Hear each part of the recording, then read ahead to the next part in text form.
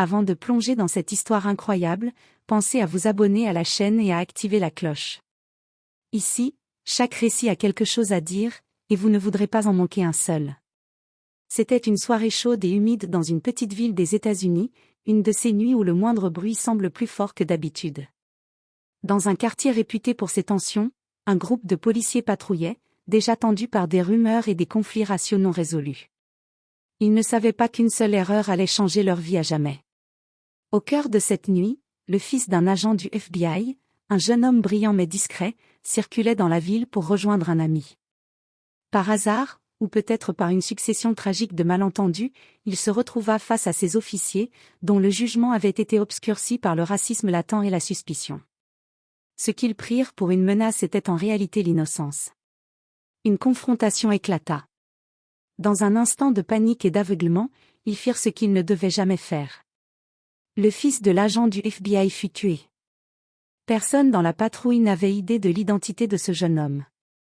Mais lorsqu'ils découvrirent enfin qui il était, le choc fut immense. Les conséquences ne seraient pas seulement légales ou professionnelles, elles allaient secouer tout le pays, exposer des failles profondes dans le système et révéler que la haine et l'ignorance peuvent détruire même les familles les plus protégées. Cette histoire, réelle et douloureuse, montre jusqu'où le racisme et les préjugés peuvent mener, et comment une seule erreur peut avoir des répercussions qui dépassent l'imaginable. Ethan Marshall, 24 ans, n'était pas un jeune homme ordinaire. Fils unique d'un agent du FBI réputé, il avait grandi à l'ombre des enquêtes fédérales et des secrets de son père. Contrairement à ce que beaucoup auraient imaginé, Ethan n'était pas obsédé par les affaires criminelles, il était calme, réfléchi, et avait un talent pour l'informatique et la programmation. Ses amis le décrivaient comme loyal, intelligent et protecteur envers ceux qu'il aimait. Ce soir-là, Ethan avait décidé de rendre visite à son ami Marcus dans un quartier animé de la ville. Il roulait sur sa moto noire, casque baissé, musique douce dans ses écouteurs. Il ne se doutait pas que ce trajet banal allait le mener droit vers un piège invisible. De l'autre côté, le sergent Bradley et ses collègues patrouillaient depuis des heures. Le racisme subtil mais persistant dans cette unité avait coloré leur perception de chaque mouvement dans la rue. Lorsqu'ils virent Ethan approcher à toute vitesse sur sa moto, un mélange de peur, de suspicion et de préjugés les fit réagir. « Arrêtez-le » cria l'un des officiers, confus et nerveux. Ethan, surpris par l'ordre soudain, ralentit et leva les mains, mais le mal était fait. Les officiers, déjà tendus, interprétèrent son mouvement comme une menace. Dans un instant de chaos, un coup de feu partit. Le jeune homme s'effondra sur le bitume, le silence retombant sur la rue comme un tombeau. Personne n'avait reconnu la victime. Les policiers ne savaient pas que l'homme qu'ils venaient de tuer était le fils d'un agent du FBI. Pour eux, c'était juste un autre suspect, dans un quartier qu'ils jugeaient dangereux. Mais pour le FBI, c'était une alerte rouge, un choc qui allait secouer les fondations même de leur monde. Dans le bureau de son père, à des kilomètres de là, une routine tranquille fut brisée par un appel. Le nom, Ethan Marshall, prononcé à travers la ligne téléphonique résonna comme un coup de tonnerre. L'agent Marshall sentit son monde s'effondrer. Son fils, son unique fils, était mort. Et alors que la ville dormait, une tempête commençait à se former, une tempête faite de colère, de justice et de révélation qui changerait à jamais la vie de tous ceux impliqués.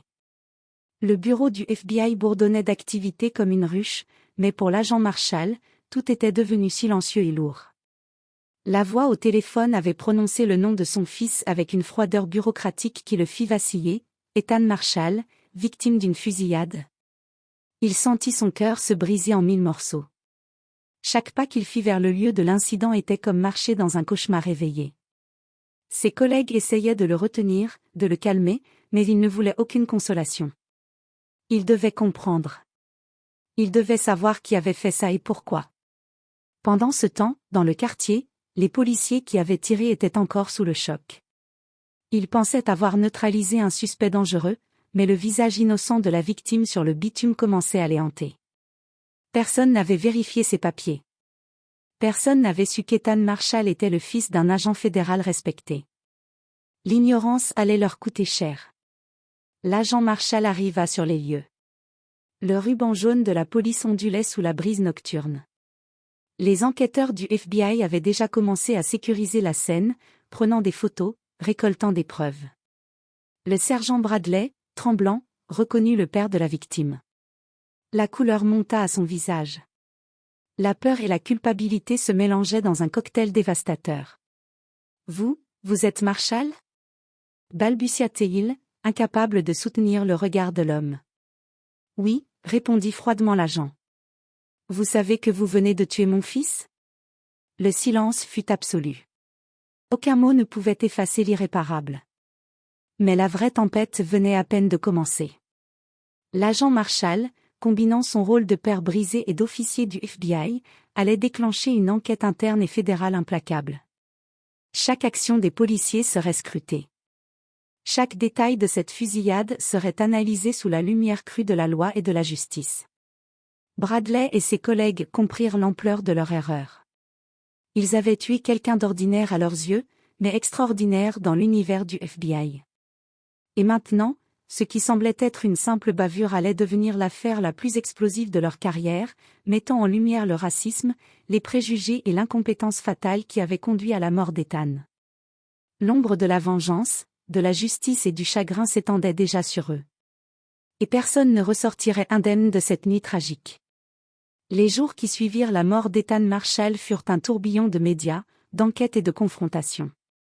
La ville, d'abord silencieuse, s'enflammait à mesure que l'information filtrait, un jeune homme innocent tué par la police, et pas n'importe lequel, le fils d'un agent du FBI. Le bureau fédéral avait dépêché une équipe spéciale pour enquêter sur l'incident. L'agent Marshall, mêlant douleur et détermination, suivait chaque étape, chaque rapport, chaque témoignage. Il ne s'agissait plus seulement de récupérer justice pour son fils, il s'agissait d'exposer les failles systémiques qui avaient permis qu'une telle tragédie se produise. De leur côté, les policiers responsables étaient sous une pression énorme. Le sergent Bradley, autrefois sûr de lui et dominateur, se retrouva submergé par la peur et la culpabilité. Chaque appel téléphonique, chaque journaliste devant son bureau était un rappel brutal de leur erreur. L'unité entière fut mise en détention administrative pendant que le FBI et le département de la justice enquêtaient.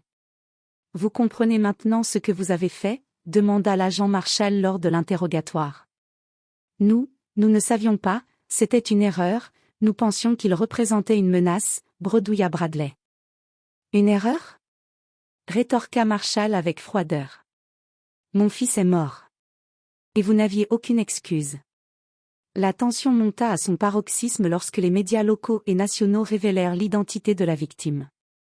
La ville entière débattait de la question, comment un groupe de policiers pouvait-il être si prompt à tirer, si aveuglé par les préjugés qu'ils n'avaient même pas vérifié qui se trouvait devant eux. Pendant ce temps, l'enquête fédérale dévoila des preuves troublantes, des messages racistes envoyés par certains membres de la patrouille, des témoignages de collègues sur leur comportement abusif et des vidéos de caméras de surveillance montrant la scène exactement telle qu'elle s'était produite.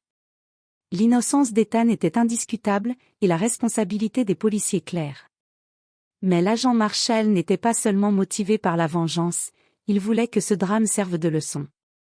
Il voulait que la mort de son fils déclenche un changement réel dans la ville, dans le département de police et dans tout le pays. Les policiers avaient commis l'irréparable, mais la justice fédérale allait s'assurer qu'ils ne puissent plus jamais nuire à d'autres innocents.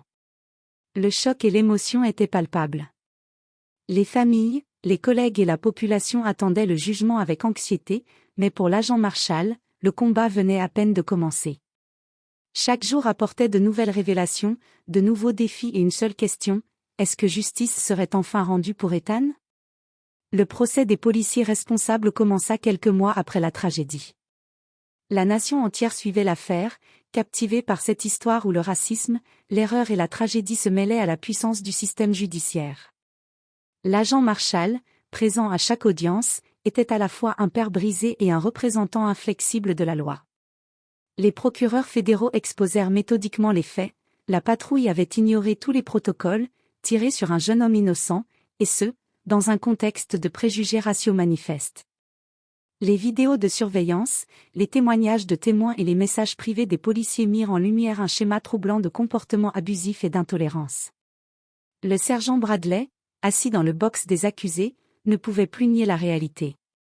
Chaque détail de sa responsabilité était mis à nu. Il tenta de se défendre, parlant des « erreurs » et de « malentendus », mais la salle d'audience était implacable. Même ses collègues, certains témoins, durent admettre qu'ils avaient laissé le racisme et la peur guider leurs actions. L'agent Marshall resta silencieux pendant la majorité des audiences, laissant les faits parler d'eux-mêmes.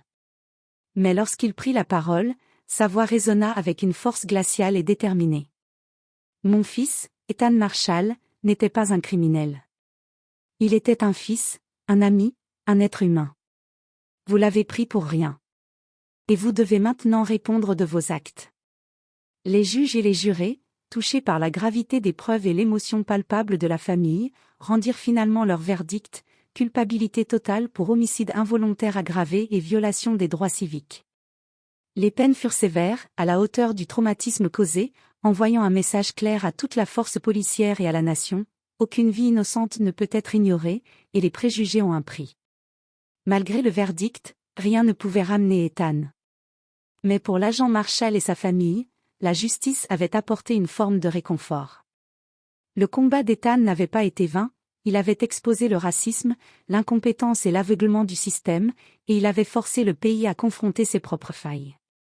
Dans les mois qui suivirent, des réformes furent mises en place dans le département de police de la ville, et des programmes de sensibilisation au racisme et à la responsabilité furent instaurés.